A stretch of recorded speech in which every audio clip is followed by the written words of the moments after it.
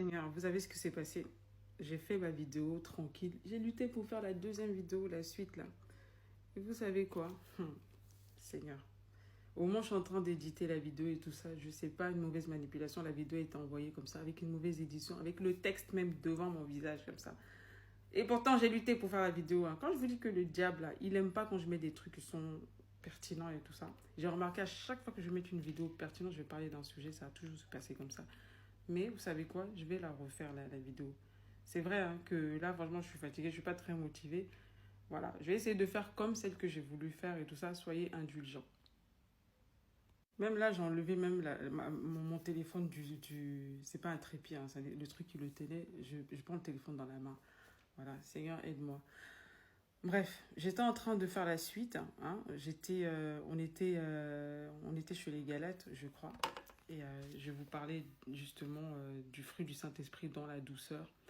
Et je vous parlais de Paul, parce que la douceur de Paul était méprisée.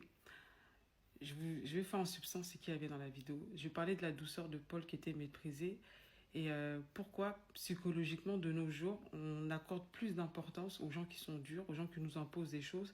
Parce que, intérieurement, si vous remarquez bien, hein, la plupart des êtres humains aiment avoir à prouver des choses. On aime se prouver des choses. C'est pour ça que beaucoup de gens sont victimes des manipulateurs, des gens toxiques. Parce que les gens sont capables de se faire souffrir rien que pour prouver quelque chose. Prouver soit que ce sont réellement des bons chrétiens, qui sont des vrais chrétiens. Et les manipulateurs savent ça, que vous aimez prouver des choses et ils vont vous manipuler. Et moi, quand j'ai lu ce passage, quand j'ai lu les passages de la lettre Galate et de la lettre Corinthiens, même Paul, il était dépassé par le niveau, mais le niveau d'envoûtement et de fascination des gens devant les gens qui les maltraitent, qui se conduisent mal avec eux. Et même moi, deux fois, ça me dépasse. Et je me dis, mais deux fois, j'ai envie de dire aux gens, mais pourquoi vous êtes comme ça? Pourquoi vous supportez ce genre de choses, en fait? Je le dis parce que moi aussi, j'ai été comme ça, mais aujourd'hui, je me suis réveillée et je me dis, non. Vous savez, la maîtrise de soi, c'est aussi de supporter les gens, mais de loin. Quelquefois, vous pouvez supporter les gens, mais de loin. Vous n'êtes pas obligé de faire ce que ces gens-là vous demandent ou de vous soumettre à leur volonté juste parce que vous voulez prouver que vous êtes quelque chose. Et le problème, c'est que ces Corinthiens, comme les Galates, ils voulaient tellement prouver que c'était des bons croyants, des bons machin trucs, qu'ils ont laissé ces juifs-là, ces faux apôtres, ces faux ouvriers, venir les perturber, en fait. Venir, je sais pas comment dire ça, les maltraiter, les snober. Il y a des gens, vous aimez qu'on vous snobe, vous aimez vraiment qu'on ne vous parle pas. C'est pour ça qu'il y a le phénomène des stars. Parce que vous aimez vraiment quand les gens, les gens vous dominent, en fait. La plupart des gens, vous aimez être dominés. Et moi, c'est un truc que j'ai remarqué. Vous aimez qu'on vous domine. Vous aimez l'esprit de domination parce que vous êtes habitué à la domination. Alors que ça ne doit pas se passer comme ça dans le Seigneur. Le Seigneur, il a dit, hein, il a dit que le plus grand parmi vous soit celui qui sert. Mais dans l'église, je ne sais pas pourquoi vous avez ramené le monde. Moi, c'est ce que j'appelle le monde. Hein. Porter ma perruque, me maquiller, ça, c'est pas le monde. Hein. Parce que je suis désolée, dans ce cas, soyons tous nus parce que Dieu nous a créés tous nus. Ça ne change pas. Je dis, c'est le cœur qui doit changer. C'est le cœur qui doit être transformé. Vous allez voir des gens, des fois même, qui sont couverts de la tête aux pieds, mais qui ont toujours les attitudes du monde. Des attitudes d'envie, de critique, de domination. Ça, c'est le monde pour moi. C'est ça que j'appelle le monde, en fait. C'est comme ça que les gens se conduisent dans le monde. Dans le monde, la douceur, elle est méprisée. Et c'est dommage que ça soit même méprisé dans l'église. Que les gens qui sont doux, on les méprise même dans l'église. Et moi, j'ai pu le constater à plusieurs reprises. Bref, je vais prendre un passage dans le livre des Corinthiens. Hein. On va prendre 2 Corinthiens au chapitre 11, au verset 19. Il y a Paul qui dit, il dit cela aux Corinthiens, il dit, « Car vous supportez volontiers les insensés, vous qui êtes sages. Si quelqu'un vous a servi, si quelqu'un vous dévore, si quelqu'un s'empare de vous, si quelqu'un est arrogant, si quelqu'un vous frappe au visage, vous le supportez. J'ai honte de le dire, nous avons montré de la faiblesse. » Des fois, j'ai honte de le dire. Hein. Quelquefois, on a l'impression de montrer de la faiblesse. Les gens ne considèrent plus l'amour, ne considèrent plus la douceur. Si vous êtes quelqu'un de doux, ils vont trouver que vous êtes trop faible. Ils ont besoin des gens qui leur parlent mal. Là. Vous voyez? Et c'est à la mode maintenant de nos jours voilà, d'être dur avec les gens, de pousser les gens à bout, de les manipuler. Parce que la manipulation, c'est une autre forme de dureté. Hein. Les gens qui vous manipulent, qui qui font en sorte que vous vous sentez comme rien du tout. Comme ça, ils vous poussent à faire toutes sortes de choses à leur avantage à eux. Et vous êtes manipulé en fait. Vous voyez? La dureté, c'est pas seulement dans les mots, ça peut être aussi dans la façon dont les gens se conduisent avec vous. Lorsqu'ils vous font ressentir que vous n'avez pas de valeur. Vous n'avez pas de valeur tant que vous ne faites pas ce que eux ils veulent que vous fassiez. C'est ce qui se passait un peu dans l'église des Corinthiens et des Galates. Ils avaient été totalement fascinés par ces juifs qui étaient venus, qui leur disaient qu'ils devaient faire ça, qu'ils devaient faire ci, ils devaient faire ci, ils devaient plaire à Dieu. Et eux, ils se sont soumis.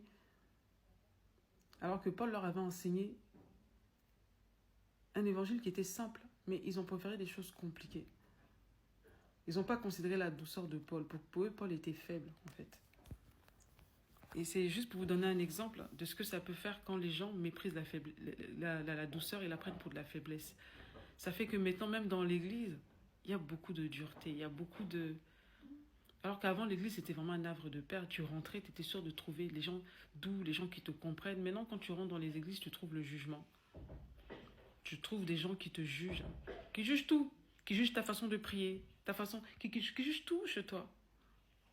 C'est triste à dire, hein. La douceur, c'est important. C'est important. Si vous allez même dans Galates, je ne sais pas si j'ai parlé de ça, dans la lettre aux Galates, au chapitre 5, au verset 22, il parle des fruits du Saint-Esprit. C'est important.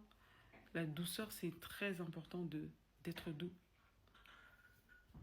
Franchement, je pense que je vais m'arrêter ici avec la vidéo parce que je ne vous cache pas, hein, c'est pas que je suis découragée, sinon je n'aurais pas fait cette vidéo, mais je suis fatiguée en fait. Je suis fatiguée, j'ai fait beaucoup de choses aujourd'hui. Voilà, je suis assez fatiguée, mais je ne sais pas si mon message touche quelqu'un. Je vais juste vous dire que c'est important d'être doux.